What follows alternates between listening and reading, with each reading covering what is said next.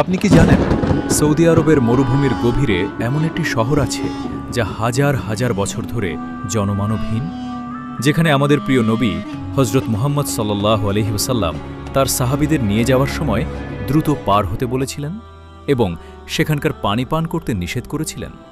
পাথরের পাহাড় কেটে বানানো এই অকল্পনীয় সুন্দর শহরটি কেন আজ একটি অভিশপ্ত পরিত্যক্ত নগরী? আজকের ভিডিওতে আমরা উন্মোচন করব মাদাইন সলিহ বা আল হিজরের সেই শিহরিত করা রহস্য।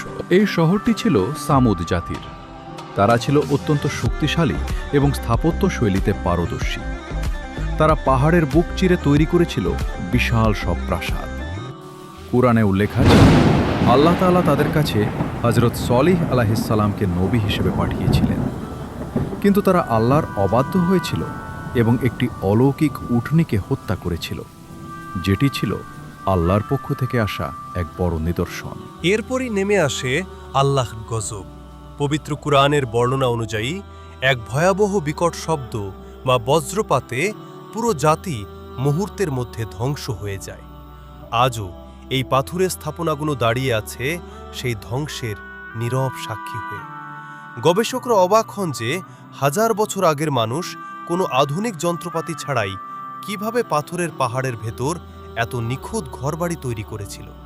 কিন্তু এই সৌন্দর্যের আড়ালে লুকিয়ে আছে এক বিষাদময় ইতিহাস, যা আজও পর্যটকদের মনে ভয়ের উদ্রেক করে। রাসূলুল্লাহ সাল্লাল্লাহু আলাইহি ওয়াসাল্লাম এই স্থান দিয়ে যাওয়ার সময় তার মুখমণ্ডল কাপড় দিয়ে ঢেকে নিয়েছিলেন এবং সাহাবীদের বলেছিলেন, ক্রন্দনরত অবস্থায় ছাড়া এই অপরাধী জাতির জনপদে প্রবেশ করো না। এটি আমাদের জন্য এক বড় শিক্ষা যে মানুষের অহংকার আর আল্লাহর অবাধ্যতা কতটা ভয়াবহ হতে পারে। এই রহস্যময় নগরী সম্পর্কে আপনার মতামত কমেন্টে আমাদের জানান। ভিডিওটি ভালো লাগে লাইক দিন এবং এমন আরও রহস্যময় ইসলামিক ভিডিও পেতে চ্যানেলটি সাবস্ক্রাইব করুন। ধন্যবাদ।